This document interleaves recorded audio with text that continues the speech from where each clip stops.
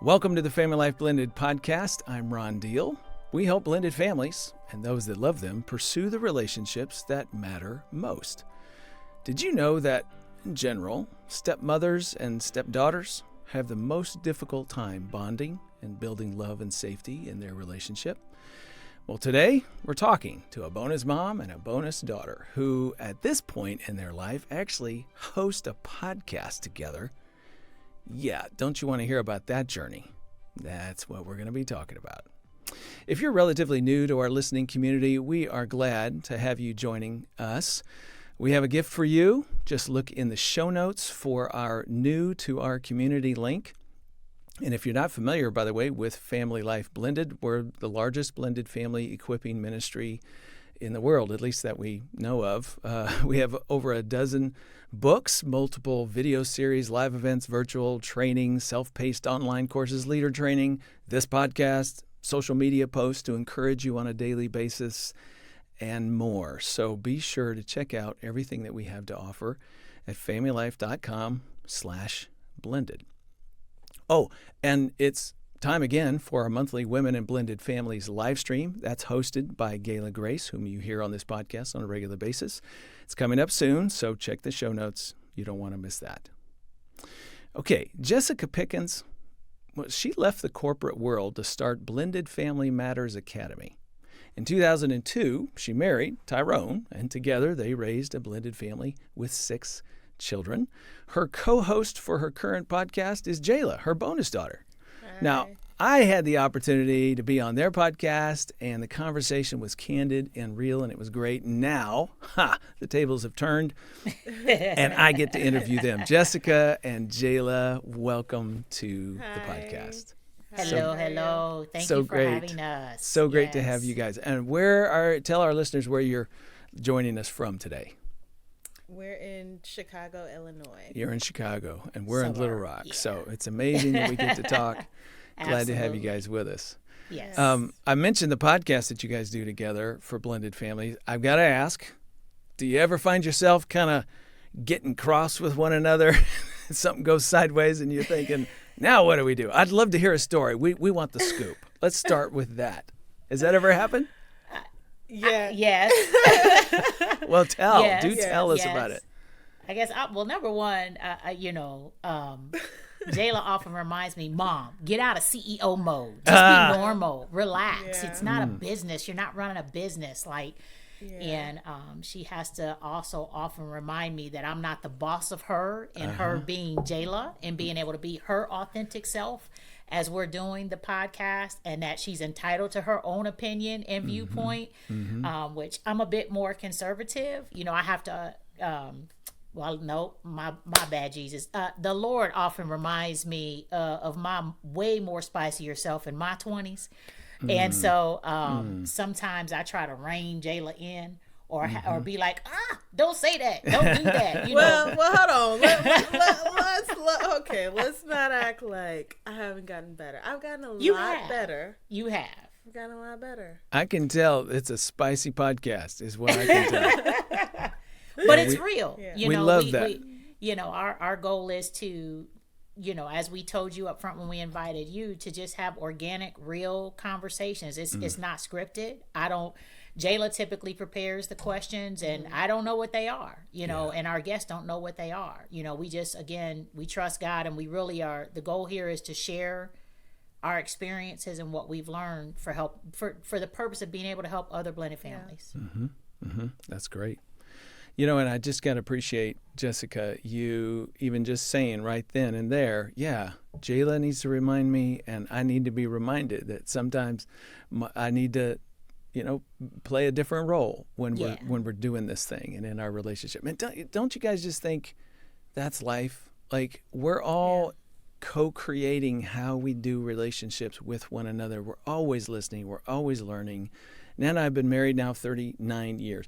We're not even close to having this thing figured out. Not even close.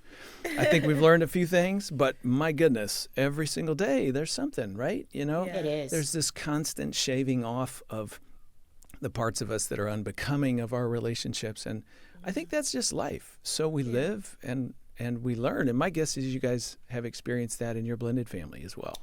a lot. More than A you lot. can think. Yeah. And have Jayla, live examples from yesterday I was texting with the oldest son.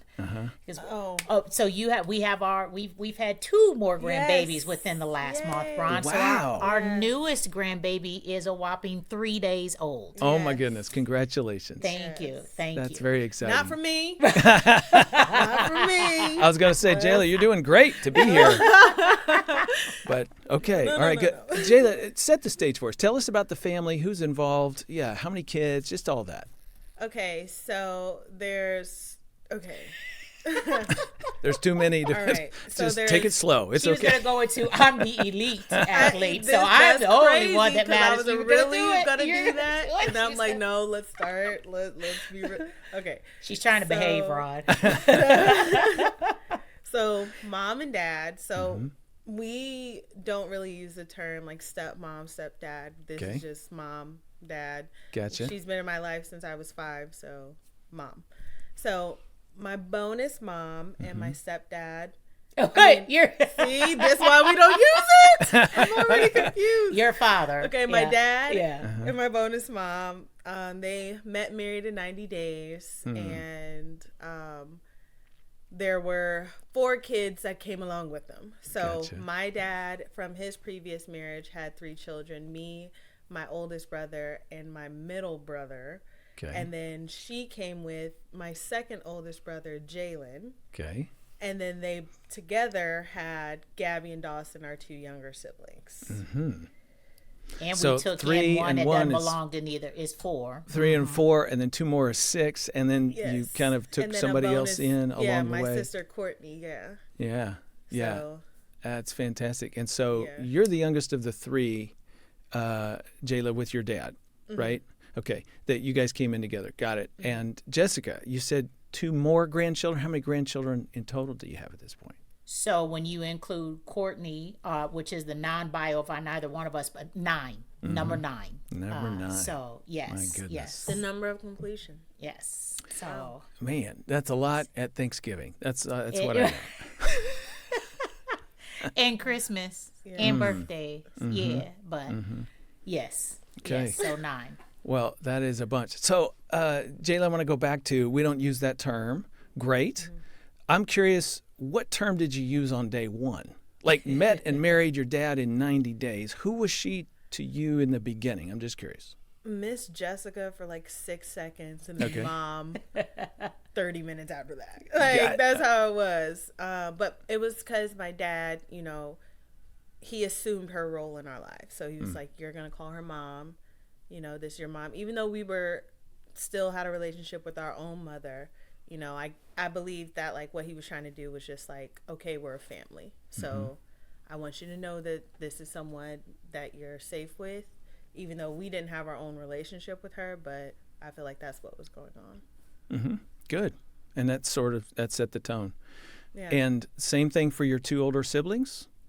Yes. In terms of how quickly they kind of welcomed her into that space. They were so like, boys will be boys. Like, we're just here. We're kicking it. Hey, like, we got another friend. We got another brother. Okay, cool. Like, whatever. I feel like I'm probably the one that had to adjust. Me and her son, Jaylen, my brother, we had to adjust the most because it's like single mom, and then it's like daddy's girl. Right. It's like, yeah. Yeah, it wasn't that. I was going to say, you said, did they welcome you as well? There wasn't really, like, it wasn't a welcoming type of situation. I didn't know until our podcast a few months ago. I had no idea that Tyrone didn't give the kids a choice. And I think we talked a little bit about that too, because I posed the question, is it Miss Jessica? How are we gonna? I didn't know that they were told, until all these years later. But the boys settled in. I think their gravitation to me was more natural. I think it was just easier. I think that innately, and again, as we through this podcast, it's not, our willingness to share has actually brought a lot of healing and different things that, Ron, that we never sat down and talked about, and stuff that I've learned and she's learned after 22, we've been a family for 22 years, that through this podcast, we now have the backstory on stuff that had we had it a lot sooner, we could have avoided some hurt, some trials, some tribulations, and again, can't change it. Right. You know, and we are where we are, but that's another reason why we want to be transparent for other people and go, yo, sit down and talk. Have these conversations, discuss it, think about it. Because I knew she was standoffish. Again, on the day of the wedding, she was not happy. She was. I thought that was the worst day of my life. Jayla, why? Tell us why. Because it was just like, oh, y'all not playing? Like, this is for real? Yeah. Like, She thought we were playing house up until that point. But this is a joke. She'll go away. My previous experience with the woman that my dad was with before her. So I'm like, dang, like, what's going on? You know? Right. And so them getting but it also was a sense of like, dang, like, where's my dad? I didn't see my dad like the entire day because I was a part of the wedding party. I was the bride. The girls are separate. Yeah, the women are separate. Flower girl. Right. You know, we're getting our hair done. I'm just sitting there like, what is this? Ron, she cried so much. I was like, and so I'm going, okay, this is supposed to be a happy day. This is supposed to be my day. And she was just. You want to know what's funny? In the wedding pictures, you see me crying. And then the couple pictures that it's just me and my dad in the sanctuary, I'm like, I have the biggest smile on my face. My eyes are red. It's so funny. Wow. Okay, so we got to break this down. You said you were daddy's girl, and then all of a sudden it got real, and you're going, no, they're not playing. This is serious, and I feel lost or disconnected from your dad. I don't even want to say lost or disconnected.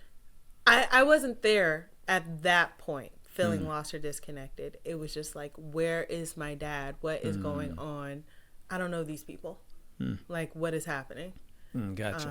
So I was just more confused than anything. Okay. And Jessica, I think I just heard in your comment that this is supposed to be my happy day, and this little baby girl is not playing along. I'm sorry. So how did that feel? How did that feel for you? For me, I felt bad. I was still trying to, I had never been married, right? So while I had Jaylen, I had him out of wedlock, and I don't know, most women, for me, you have dreams of what you think or what you want your wedding day to be. And I never imagined marrying a man with kids, let alone more kids than what I was bringing to the pot. So we have this ongoing joke yeah, look, you brought more to the pot than I did, okay? Right. So look now. But it was a challenge, Ron, because I was trying to enjoy my day, but I knew her heart was hurting and I didn't know how to fix it. So because, and I think Jayla can attest to this too, I typically will do for everybody else and not for myself. And so in typically I would, outside of it being my wedding day, I would have dropped whatever to try to address and figure out what was going on. And that wasn't really practical. So it was one of those things where I'm having to push through and trying to enjoy while also feeling like, good Lord, am I destroying this child's life? What is going on here? Like what's really going on? But I also knew she was the baby. I knew that she was daddy's little girl. And I just kind of felt like, okay, she's having a moment because, she's not the center of attention or, so kind of pushing through, all right, what's happening here without, again, understanding that really it was really a lot deeper in a sense that we never even peeled back until within the past few months. So, this is so valuable, guys, because I want our listener, our viewers to recognize something. There's a very common dynamic that's happening. And in fact, Jayla, you use the word that I've used for years. I say to parents and step-parents, when you see sadness or concern or something on a child's face about this becoming a reality, your blended family actually happening, don't necessarily think of it as rejection. Don't necessarily put it in the category of she's mad or she's never going to like this or embrace the situation. Confusion is the word that I would tell people. And that's exactly the word you used. I just felt confused. I didn't know where my dad was. I didn't know what was going on with me. I don't know who these people are. Yeah. I don't know what all of this means. And if I remember right, you were 4 or 5 years of age at this point in time. Yeah. So, again, most 15-year-olds and 25-year-olds are confused, and they don't even know what words to put on it, let alone a 4-year-old or a 5-year-old, right? Yeah. So there's this stuff welling up inside, don't know what to do with it, don't know what to make of it. The adults are going, yeah, I think it could be this, it could be that, oh no, is it this? And everybody's just sort of wandering in the wilderness, trying to navigate that terrain and not really knowing what it means or what we should do about it. And I just think that's the journey for a lot of people.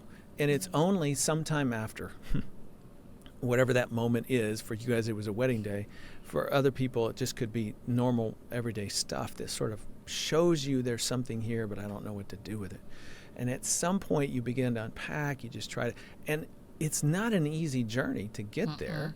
And even for you guys to say, it kind of took us 20 years to sit down and have some honest dialogue where we feel safe enough to do that. And then you begin to understand, oh, that's what it was about for you. So I just want to say to our listener and viewer, no matter where you are in your journey, there's probably something else to uncover in those other people, and also for you to uncover as it relates to how you share with them what you've been experiencing along the way. So with that, let me just let's keep rolling with this, because I think it's a really important conversation. Jayla, I'm curious, fast forward a little bit. You started calling her mom pretty quick. No step, no bonus, just mom. How would you describe your relationship to her? Like, did it feel like mom?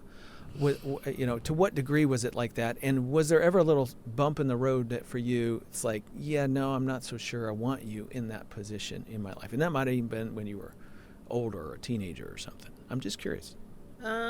It started very early, actually. Just because of the fact that it's not like I didn't have a relationship with my mom, So it was like, I have a relationship with my mom, so I probably didn't feel the need of having a mom. So then, like learning recently, like from her point of view, she's just trying to be a mom, like assuming the role, like doing what she needs to do, what she thinks is to be a mom to a little girl anyway. And then here I am, like, what are we doing here? Like, what's up? Like, you're trying to parent me. But then it was also resentment towards her, because I felt like when her and my dad got married, it was more so like he just gave me to her because he's like, okay, I'm giving the reins to you so I can focus on the boys and you can have the girl. So it was very rocky, very rocky. Then middle school, high school, it was like the top of the Rocky Mountains. And then we honestly didn't even really get like really close or gain like a good bonding relationship where we could even sit down and have conversations like we do now until we moved up here, in my personal opinion. Okay, so that took quite a while. Yeah, it was like we've been up here, 8 years? Yeah. And really it was still a little, because you had just come back. Yeah.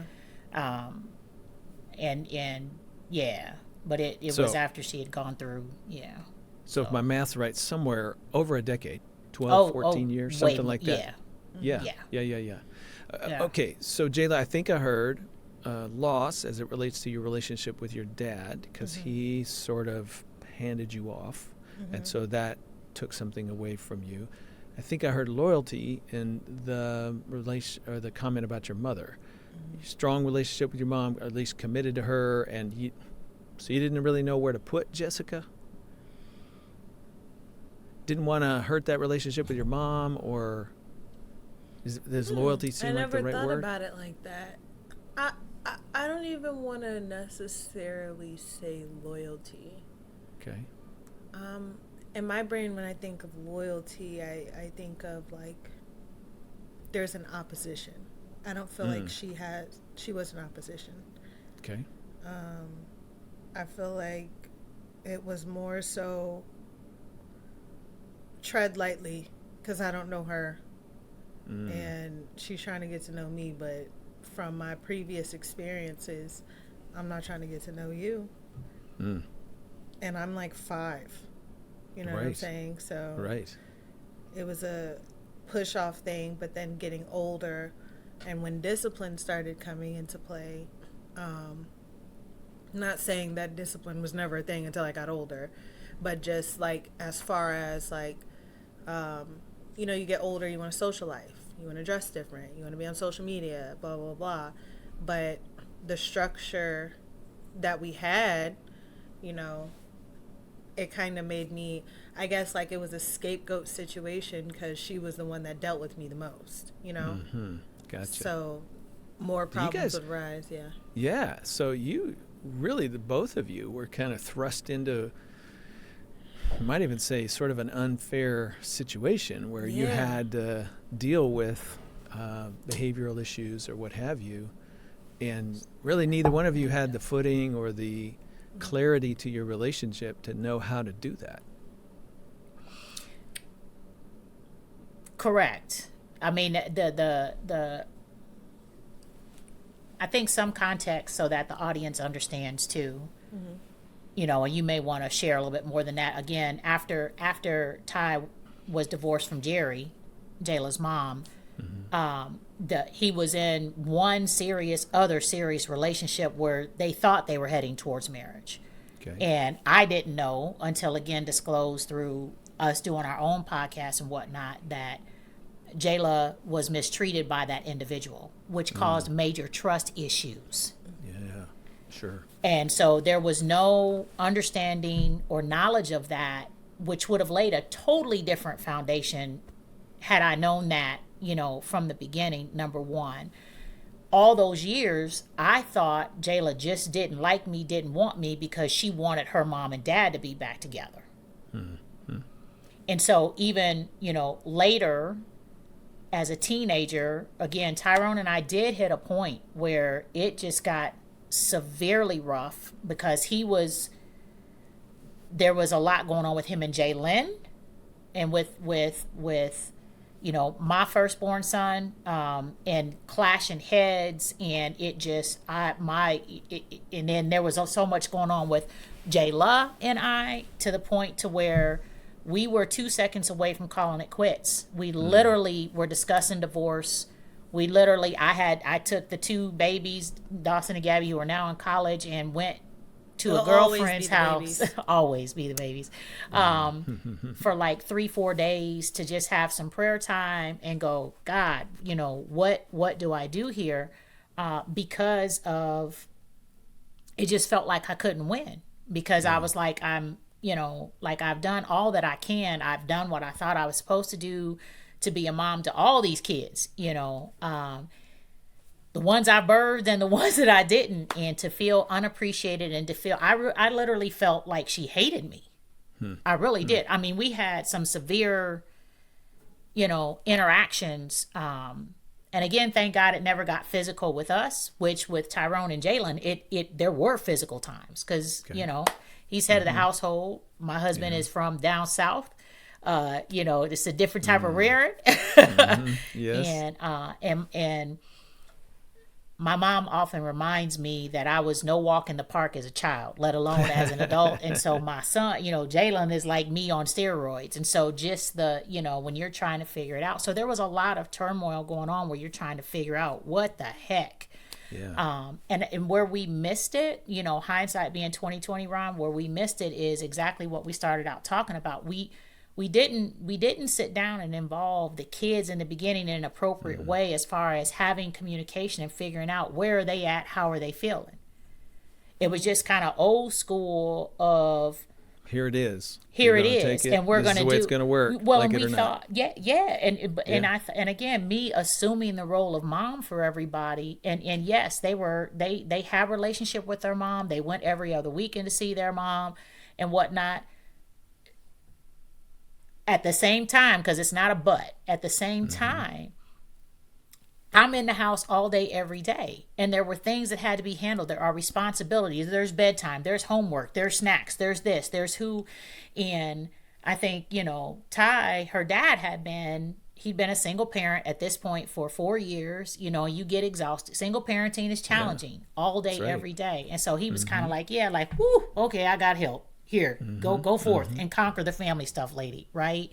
And so when you and we just jumped right in there without going, wait a minute, how do we make sure, where are the kids, and how do we understand and build relationship in a way that makes it a more healthy environment. And I think I wanted to be so accepted too. I literally, just said this when we were talking on we recorded a couple days ago, Ron, and I have literally, to be 100% honest, so for all the other bonus moms and bonus parents out there, I've literally just gotten to a place where I have peace and can accept the fact that I didn't birth her. And it's an unrealistic expectation for me to think that she's going to feel about me the way that she feels about her mom. Mm-hmm. And it's okay for me to say, I am who God designed, who I'm supposed to be for her and to her. And it's not a competition.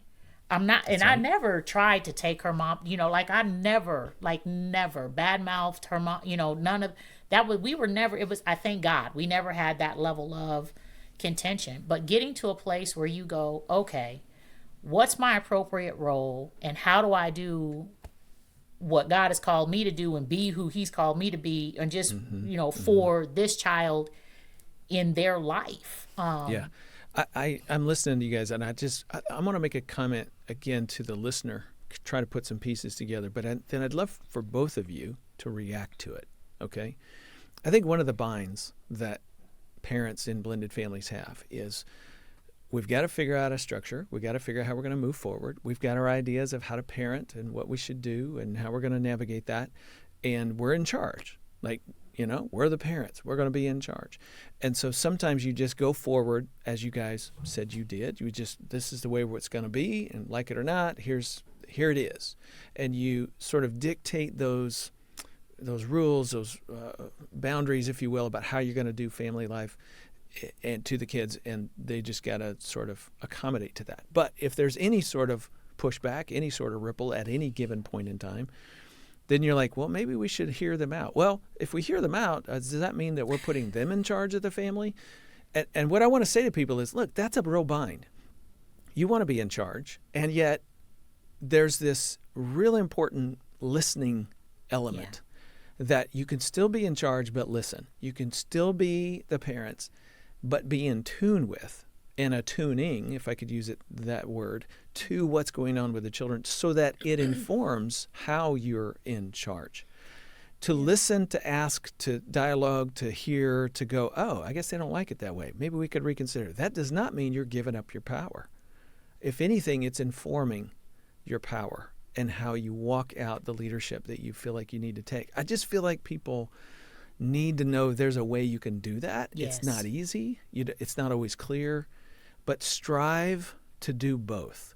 Mm-hmm. Otherwise, you put yourself in a position where you're just making the rules my way or the highway, and that just engenders a lack of trust from kids, or at least from one, and then the conflict erupts, and then it sort of ripples into other areas of your life. Slowing it down and listening is a way to sort of navigate through it as best you can. Now, there it is. I'd love for both of you to just react to it with the 22 years of hindsight you have. Jayla, what would you say? With the 22 years of hindsight that I have, I 100% agree with that. Yes. I feel like parents have to get to a point of understanding that open communication with your kids helps your life so much more. In my personal opinion, I have a 3-year-old going on 40, and leave my Izzy alone. I no, but seriously, I try to teach her body autonomy, and I try to teach her that it's okay to communicate with me if she doesn't like something. Now, there's a way you say it, yes. But I feel like, I don't want my child or any children that I ever have to feel like they can't talk to me if they see behaviors in me that I'm not recognizing because I am me. You know what I'm saying? Yep. So,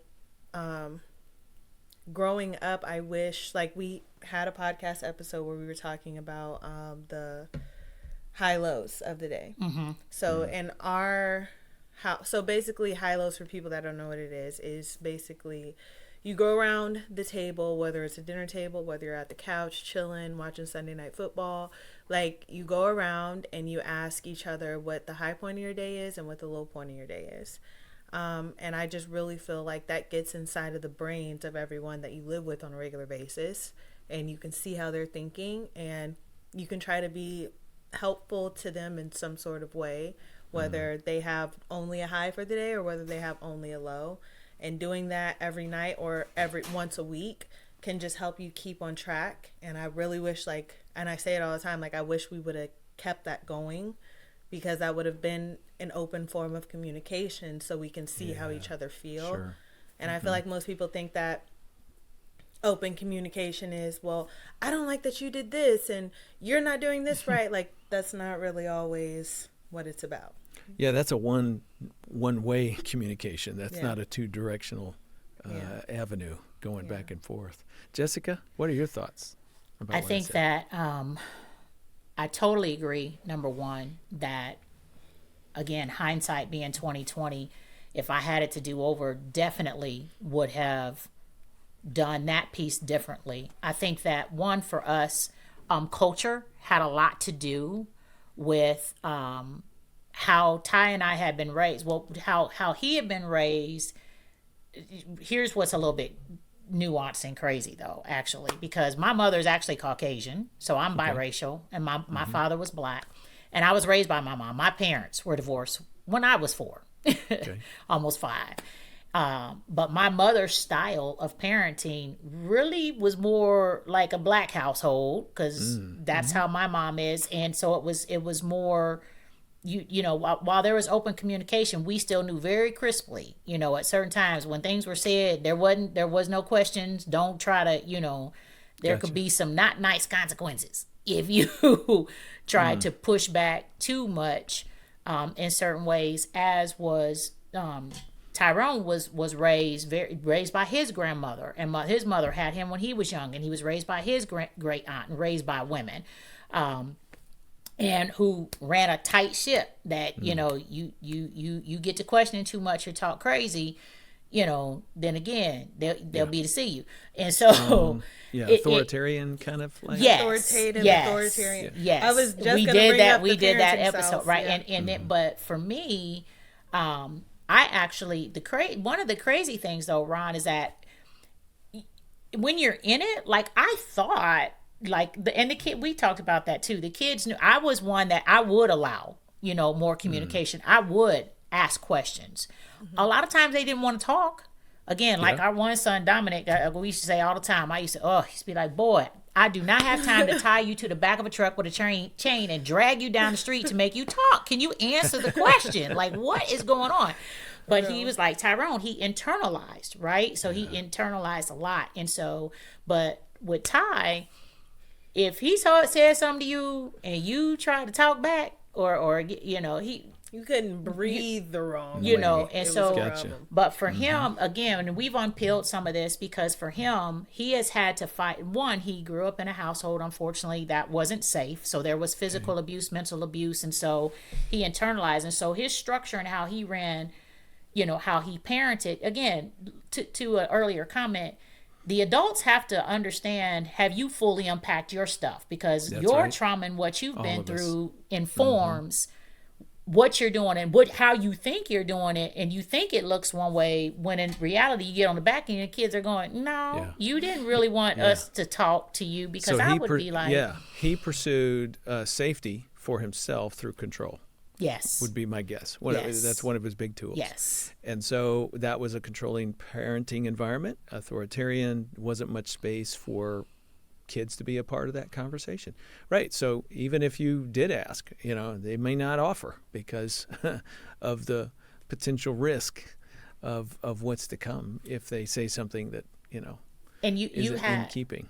You had his 3 original babies who Yep. had a Had that relationship system, and a bond, right? and they knew no matter what that he loved them. So they would deal with which the response from Jaylen, the only non-biological of him in the house, before we took they didn't start with that bond. So his automatic response was to push back because he was used to it just being he and I, where when it was he and I, we did have a lot of talking and communication. And so it got real, it got very tricky. Like there needs to be both.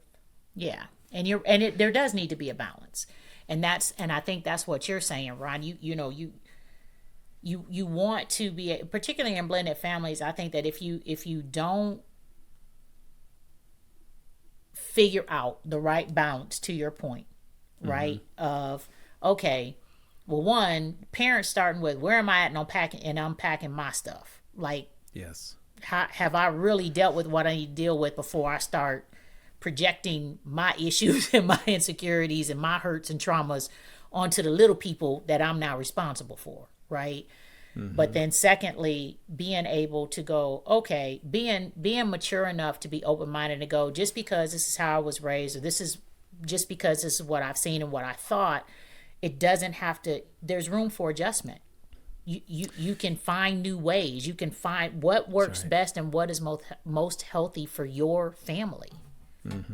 That's so good, so important. And I'm just sitting here thinking, I have to say, our new book, The Mindful Marriage, is a deep dive into unpacking that stuff. When you say you got to do your work, so you realize what you're bringing to the parenting equation as a step parent or as a biological parent. That book is really going to help people do that. And I'm also going to add this comment because I'm listening to you. We say in that book that when couples divorce, for example, we often say, well, she just fell out of love with him or he fell out of love with her. And I'm coming to believe that more often than not, this is not always the case, but really what happens first is that you fall out of safety with one another. You stop investing yourself into the arms of the other person because you're not sure it's a safe place. You don't know how to trust them. You don't know how to trust yourself with them.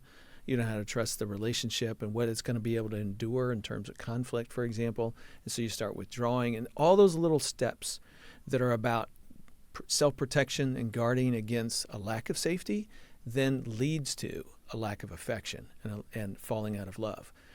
The reverse is true for blended families. Like, you don't fall in love with your step-parent, your step-sibling, your step-whoever. What you first do is learn how to feel safe with them.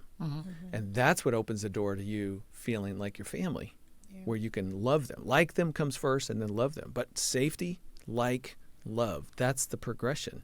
And so if there's not safety, if I don't know how to be around you, I don't know how to sit and get along and just, sort of even be casual or decent with one another, then there's no way I'm ever moving towards loving you and really fully embracing you as a family member. Yeah. React to that.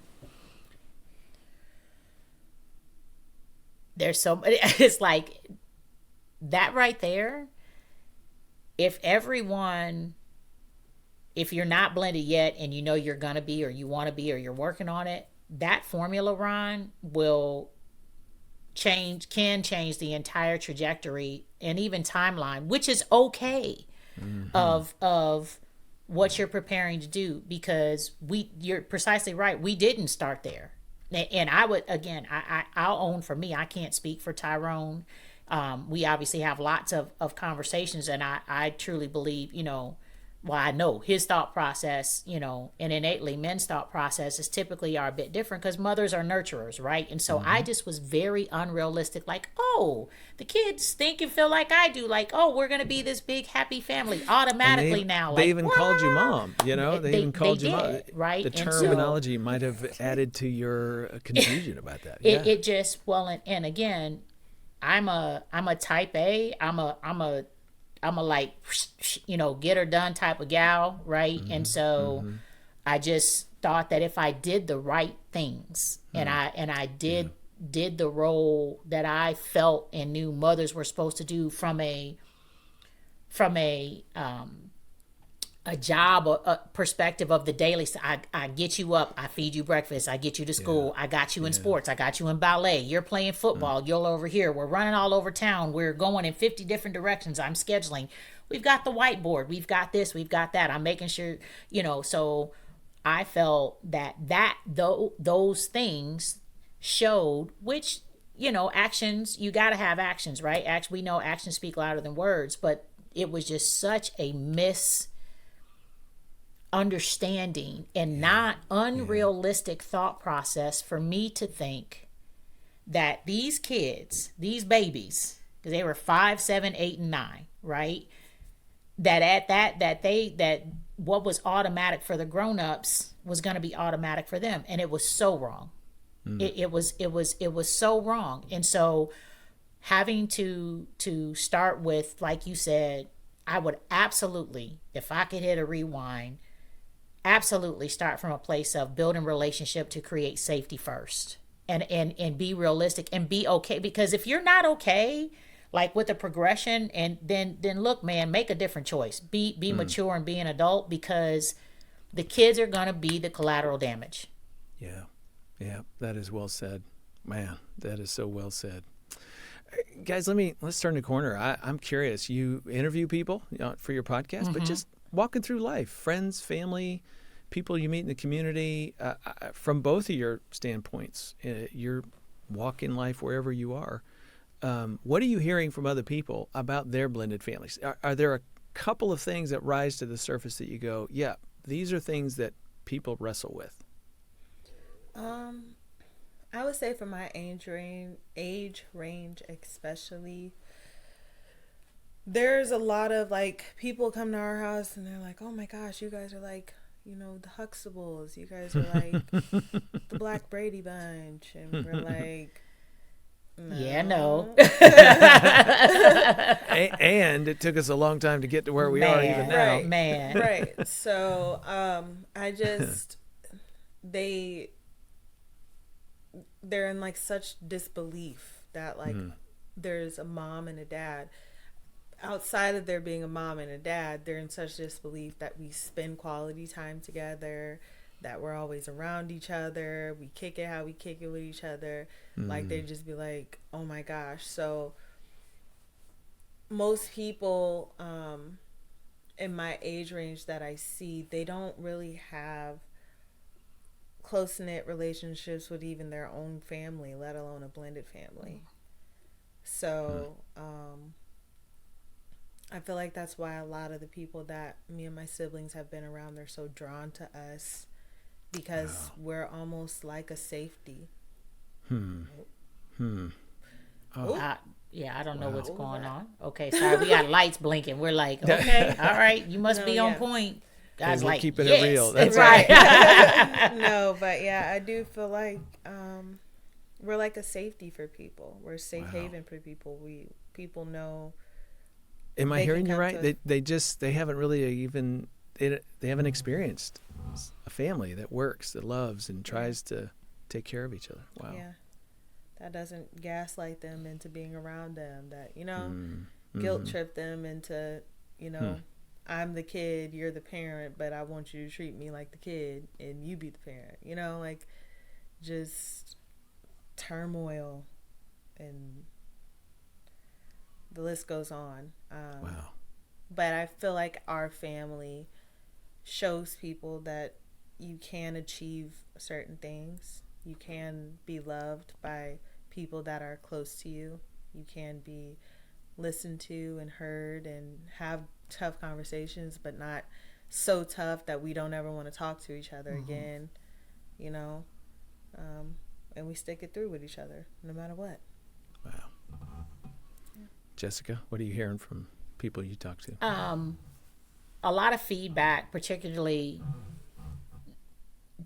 from different guests that we've had on, but also just from different friends and family that watch our podcast regularly, who, you jump out there, Ron, as you're and you do, okay, God, this is hard, but okay, yes, sir. I'm going to do what I feel you're telling me to do. Right.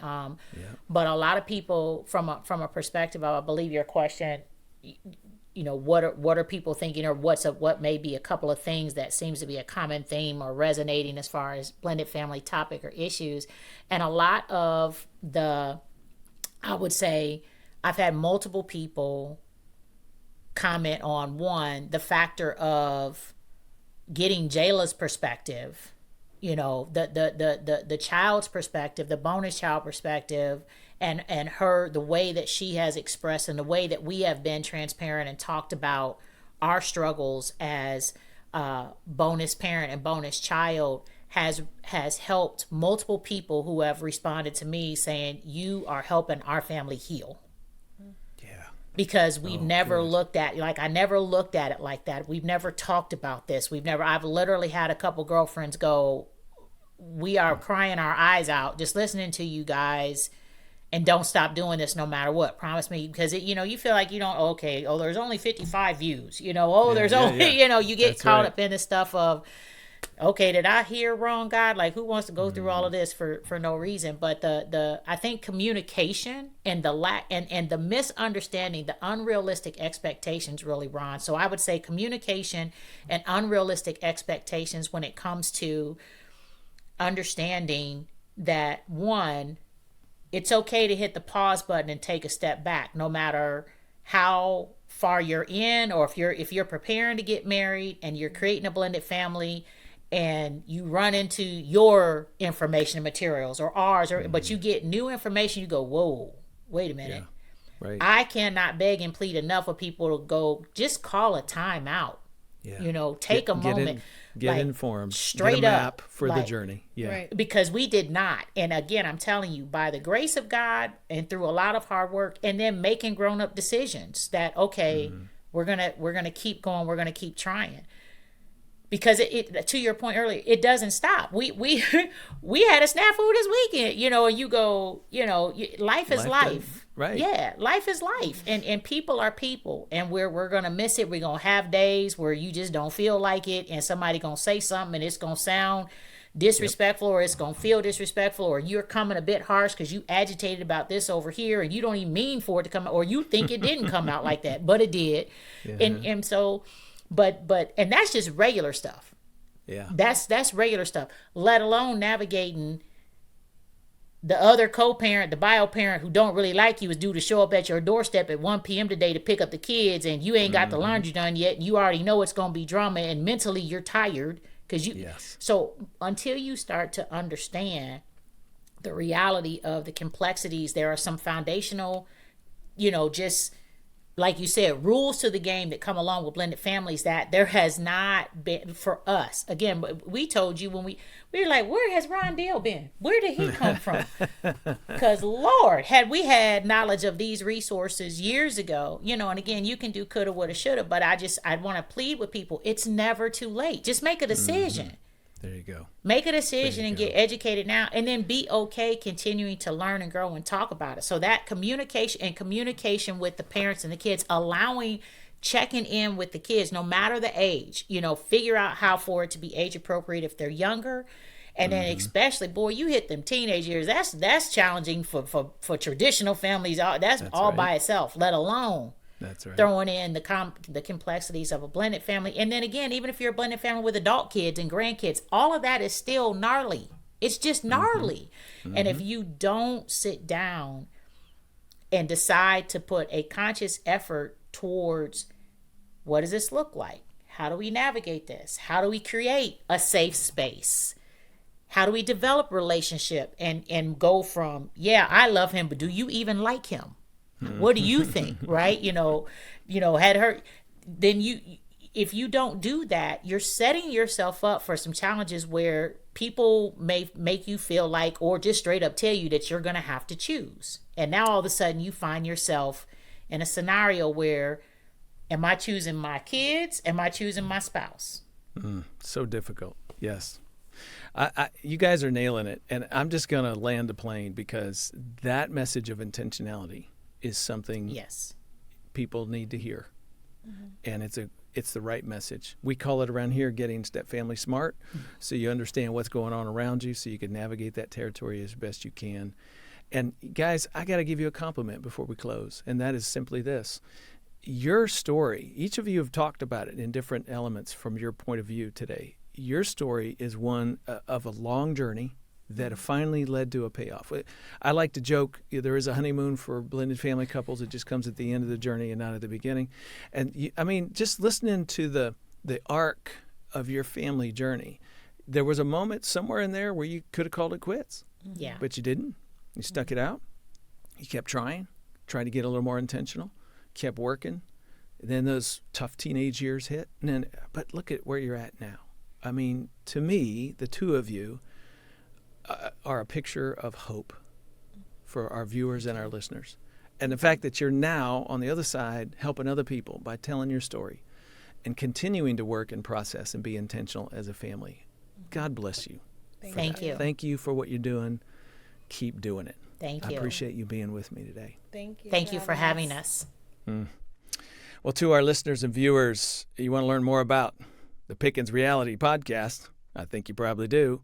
Check the show notes. We'll get you connected to their online academy as well. Let me just remind you that FamilyLife is a donor-supported ministry, and we can't do this without you. All gifts are tax deductible. And let me just thank you in advance for partnering with FamilyLife to build smart step families around the world. To give, again, look for the link in the show notes. Another way to help us, you can just simply share this podcast with a friend or a ministry leader. It takes all of 30 seconds, and you might help somebody, just like Jessica was saying, they didn't know about us. They hadn't found our materials or resources for whatever reason. We understand that. It's a big world. There's a lot of stuff going on out there. If you take 30 seconds and share this with somebody you think could probably benefit, who knows? Maybe you just helped them become far more intentional on behalf of their family. A quick reminder, if you're looking for my speaking schedule or live stream schedule, go to smartstepfamilies.com, click events.